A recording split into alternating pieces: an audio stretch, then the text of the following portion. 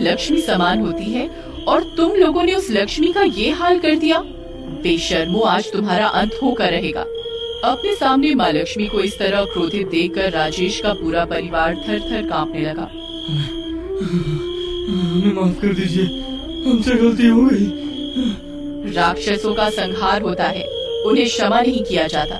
इस बेचारी को तो 1 साल पहले ही तुम लोगों ने मरने के लिए छोड़ दिया था। ये तो चली गई थी तुम लोगों की दुनिया से।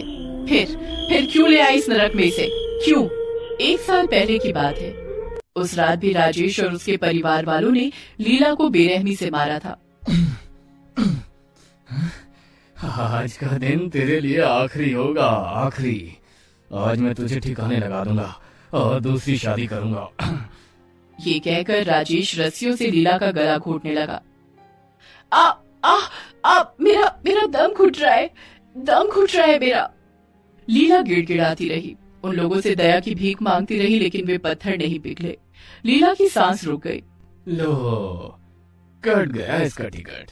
लीला के मरने के बाद उन लोगों ने उसकी लाश को ठिकाने लगाने के लिए शहर के बाहर स्थित एक तालाब में फेंक दिया। उस तालाब की ओर कोई जाता नहीं था, इसलिए उन्होंने सोचा कि अरे तुम लोग क्यों टेंशन लेती हो माँ, इस तरफ कोई नहीं आता, इसीलिए तो मैं यहाँ इसकी बॉडी लेकर आया। वे सभी लीला की बॉडी को फेंक कर वहाँ से चले गए। लेकिन वो कहते हैं ना कि मारने वाले से बचाने वाला बहुत बड़ा होता है। जिस लीला को वो मरा हुआ समझकर वहाँ से भाग गए थे, वो जीवित थी। उनके जाने की कई घंटों के बाद लीला को होश आया। मैं कहाँ हूँ मैं? लीला समझ गई कि उसके ससुराल वाले उसे मरा हुआ समझकर वहाँ से भाग गए। वो रोने लगी, लेकिन तभी उसकी नजर उस तालाब के किनारे पर गई। तालाब के किनारे एक बहुत ही सुंदर सा कमल का पौधा था, जिस पर कमल का फूल खिला हुआ था। वो फूल इतना सुंदर था कि लीला उसे देखती रह गई। ओह, कितना सुंदर है ये कमल का फूल, और बिल्कुल अलग भी। मैंने ऐसा कमल का फूल आज तक नहीं देखा है। पता नहीं उस कमल के फूल में ऐसा क्या जादू था, जिसे देखकर लीला अपनी सारी तकलीफ भूल गई और उसके पास चली गई। एक अद्भुत सी खुशबू उस फूल से आ रही थी। वो उस फूल को गौर से देख ही रही थी कि तभी न जाने कैसे वो फूल खुद ब खुद टूट गया और उड़ते हुए लीला के बालों में जा लगा। अरे, ये कैसा चमत्कार है? ये कमल का फूल मेरे बालों में कैसे आ लगा? उस फूल के लीला के बालों में लगने के बाद एक और चमत्कार हुआ। लीला के सारे घाव न सिर्फ भर गए, बल्कि उसके हाथों में एक पोटली आ गई। उस पोटली में बहुत सारे रुपए थे।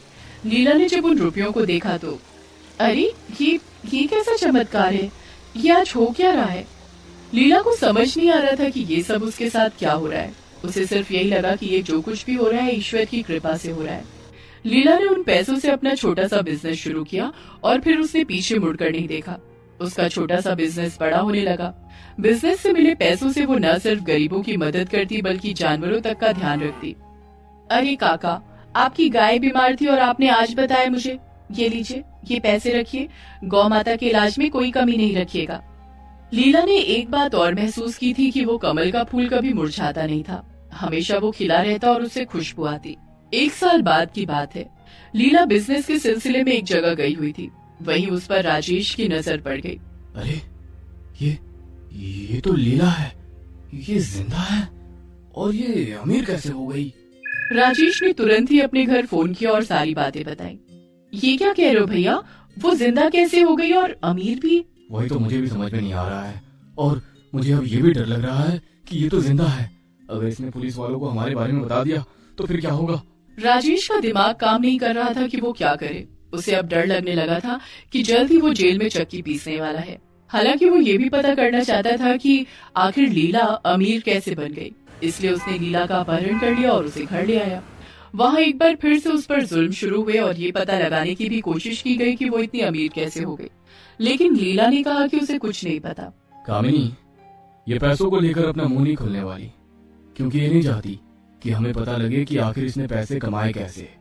कोई नहीं, इसके मरने के बाद तो इसके सारे पैसे मेरे ही होंगे, क्योंकि पति तो मैं ही हूँ इसका। और फिर एक बार फिर से लीला को मारने की साजिश रची गई। राक्षसों, इसके जुड़े में मैं रहती थी। मैं इसकी मदद करती थी, और आज फिर से मैं लीला की मदद करने आई हूँ, तुम लोगों का नाश करके।